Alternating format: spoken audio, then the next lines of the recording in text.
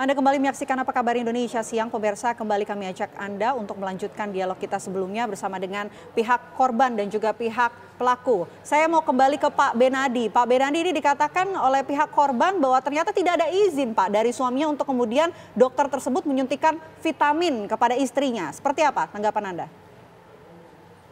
Ya, terima kasih. Jadi saya bicara ini berdasarkan hukum, ya. Jadi saya tidak beropini, saya tidak mengarang-arang cerita. Karena apa? Karena kita punya bukti rekaman yang pada saat itu diwawancarai, ya. Jadi kita berdasarkan bukti. Dalam hukum ini bukti, bukan kronologis itu silakan aja, itu harus dikaitkan dengan bukti, fakta, ya, baru yuridis, baru kita bisa bicara itu. Kalau seandainya kita bicara berdasarkan cerita saja, ya itu harus dikonfirmasi terlebih dahulu. Oke, soal izin ini buktinya Jadi apa, Pak, yang dimiliki oleh pihak dokter ini? Ya, pada saat rame jam 1 itu, ya, setelah datang katanya ada LSM, ada polisi, ya.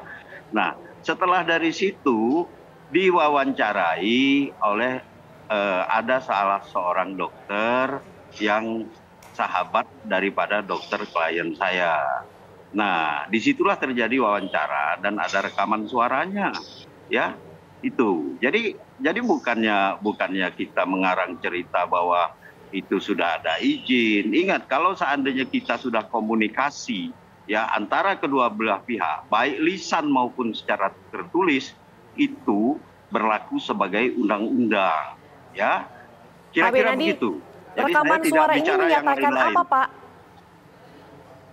Gimana? Rekaman suara ini menyatakan apa? Dari pihak siapa dengan siapa? Ya, menyatakan bahwa setelah diberikan keterangan oleh dokter klien kami tersebut dan mengerti, suaminya mengerti, ya sudah, lajulah dok, tolong disuntikkan. Kira-kira begitu. Tadi kan sudah saya beberkan pada saat cerita yang pertama. Pak Benadi, mengenai perawat yang kemudian disuruh keluar ini, apa alasannya, Pak? Biasanya kan kalau dokter ini selalu ditemani oleh perawat ya, Pak, dalam ruangan. Nah, ini apa ya, Pak? Ya, jadi begini, perawat yang ada di rumah sakit Bunda itu minim, terbatas. Karena dia tugasnya banyak, maka dokter bilang, ya udah kalau begitu diurus aja dulu, ya, yang mau menginap, yang mau pasien-pasien yang lain gitu. Dan itu memang terbatas, di rumah sakit Bunda itu memang terbatas perawatnya. Maka dokter itu sendiri yang mengambil satu tindakan gitu. Oke. Kira-kira begitu, Mbak. Oke, saya mau kembali ke Pak Febriansyah. Pak Febriansyah, ini ternyata dari sisi pelaku sudah memiliki CCTV dan juga rekaman. Kalau dari sisi korban memiliki barang bukti apa yang kemudian nanti bisa dilampirkan dalam laporan? Jadi dapat kami jelaskan bahwa dugaan ini bukan hanya duga-duga yang berdasarkan kata dari penasihat hukum terlapor, bahwa kami juga memiliki bukti rekaman bahwa menyatakan ini pengakuan dari seorang perawat bahwa telah disuntikkan obat diduga midazolam pada saat itu. Yang efeknya itu adalah bisa pusing seperti itu dan tidak sadarkan diri. Itu berdasarkan pengakuan perawat yang ada di rumah sakit tersebut. Dan berdasarkan LP kami bahwa ini kena Undang-Undang Nomor 12 Tahun 2022, Pasal 22 itu menyatakan bahwa cukup satu alat bukti, Mbak. Jadi cukup satu alat bukti bahwa klien kami itu ada luka di dada sebelah kiri, itu sudah divisum, dan sudah itu ada juga luka bekas suntikan oleh oknum dokter tersebut. Walaupun bagaimanapun juga protapnya tidak boleh seperti itu.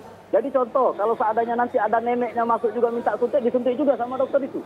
Kan nggak bisa seperti itu. Apalagi seorang dokter tersebut telah melanggar Permenkes nomor 290 tahun 2008 tentang administrasi dan inconsistent SOP-nya salah. Itu yang bisa kami jelaskan. Tolong dikawal ini. Pak Febriansyah, langkah hukum ini saat ini sudah dilakukan, Pak? Kami percaya proses. Jadi kami serahkan semua proses ke Polda Sumsel. Kami apresiasi Polda Sumsel yang telah sangat luar biasa dalam penanganan perkara ini, dan kami serahkan pengawalannya kepada masyarakat khususnya Kota Palembang dan seluruh masyarakat Indonesia untuk mengawal kasus ini.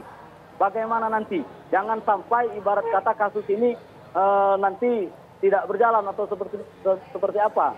Jadi kami meminta, karena klien kami ini adalah orang susah, Mbak. Klien kami ini bukan orang yang luar biasa. Klien kami ini orang susah, makanya perlu pendampingan, perlu support dari masyarakat. Seperti itu, Mbak. Oke. Kami yakin dengan Polda Sumsel.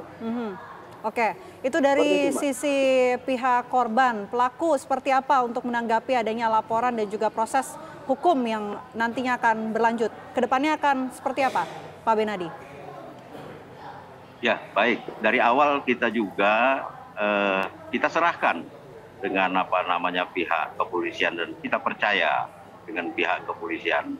Tentunya itu kan melalui proses, ya. Ketika proses tersebut dianggap itu ya, dianggap misalnya katakan lamban, saya pikir belum lamban. Ketika itu proses tersebut ini kan kuasa hukum bisa minta penjelasan, minta pengembangan dari pihak kepolisian. Apa sih pengembangannya kasus tersebut, ya? Nah, jadi saya minta juga jangan menjas, ya. Jangan menjas. Ini persoalan ini, ya, harus kita punya pembuktian terlebih dahulu, ya.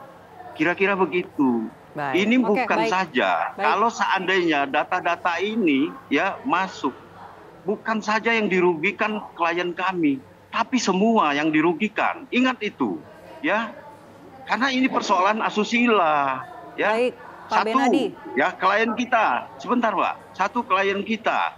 Yang kedua, rumah sakit. Yang ketiga, klien saudara sendiri. Gitu loh.